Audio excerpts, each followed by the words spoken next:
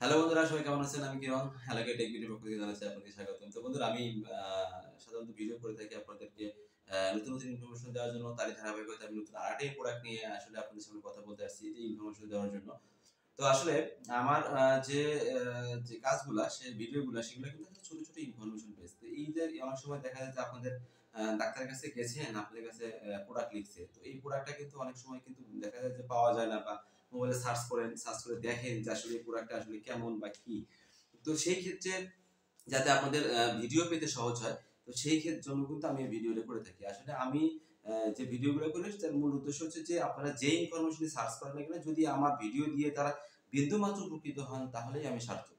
তো তার ধারাবাহিকতায় আমি যে নতুন আরেকটি ইনফরমেশনের কথা বলবো, সেটা হচ্ছে যে আমাদের বাংলাদেশে সাধারণত কিন্তু যে ইনফার্টিলিটির যে সমস্যা, ইনফার্টিলিটি মিনস হচ্ছে যে যে গর্ভধারণের যে লেট লেট হওয়া, বা গর্ভধারণ হয় না, বা হইতে সময় লাগে, হ্যাঁ, বা অনেক দেরিতে হয়, অনেকে হতাশ হয়ে যায়। তো এই ধরনের প্রোডাক্টগুলো কিন্তু আসলে সমস্যাগুলো কিন্তু আসলে বাংলাদেশে এটা কিন্তু বেশি মারাত্মক আকার ধারণ করছে। শুধু বাংলাদেশে নয়, দক্ষিণ এশিয়াতেও কিন্তু, ইন্ডিয়াতেও কিন্তু এই সমস্যাটা প্রকোপ আকার ধারণ করছে।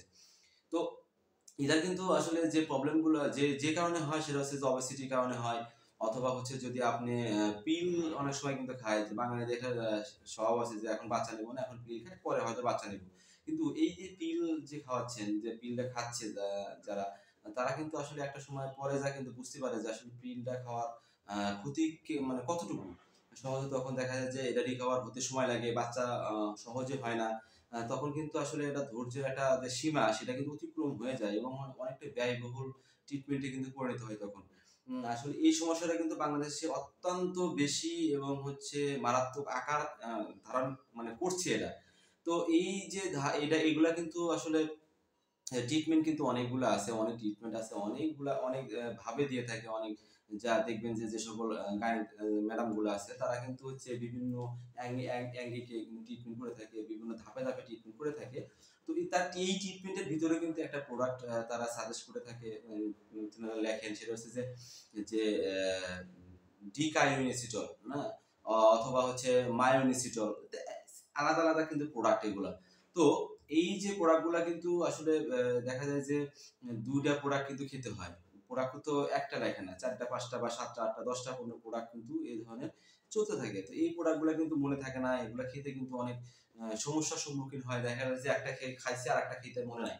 তো এই যে সমস্যা, এরা না, আরো অনেক সমস্যা আছে, যার কারণে কিন্তু অনেক সমস্যাগুলো হয়। তো এই সমস্যা থেকে উত্তরণের জন্য বাংলাদেশে first time in Bangladesh Acme laboratories কিন্তু এই যে দুটি কম্বিনেশন, ডিকায়োনিসিটল এবং হচ্ছে মায়োনিসিটল, এটা কম্বিনেশনে কিন্তু একটা ড্রাগ নিয়ে আসছে, সেটা হচ্ছে নাম হচ্ছে সিস্ট নীল।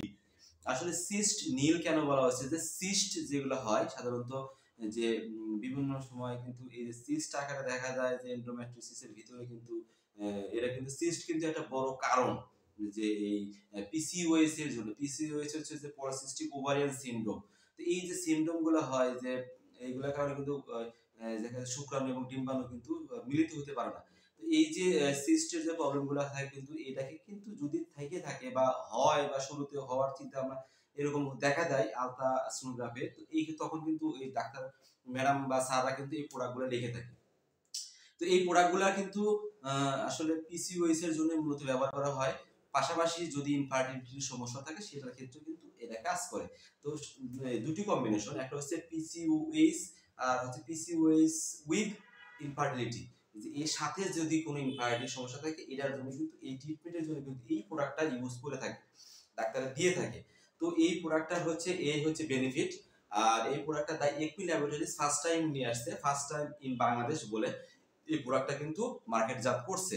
তো এই প্রোডাক্টটা কিন্তু আমার স্যার ম্যাডামরা লিখে থাকেন, অনেক সময় সার্চ দিলে কিন্তু আপনারা দেখেন যে এই ভিডিও খোঁজেন, যে ভিডিওগুলো আসলে কোন কোন চ্যানেলে আছে বা কার কার কাছে আছে।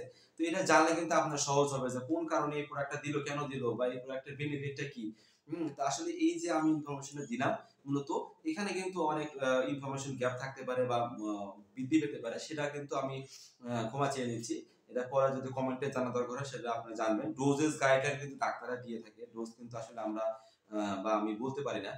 তারা কিন্তু কিভাবে দিবে, তা রোগের প্রকারভেদ অনুসারে কিন্তু এই ডোজ দিবে, 2টা দিবে না 1টা দিবে, কত মাস দিবে, কত দিন দিবে, এটা কিন্তু ডাক্তার বা স্যার ম্যাডামরা কিন্তু ভালো বলতে পারে বা ভালো জানে। তারা যেহেতু অনেক পড়াশোনা করে, আমরা কিন্তু হচ্ছে পুরাটাই ইনফরমেশন গুলা শেয়ার করে থাকি।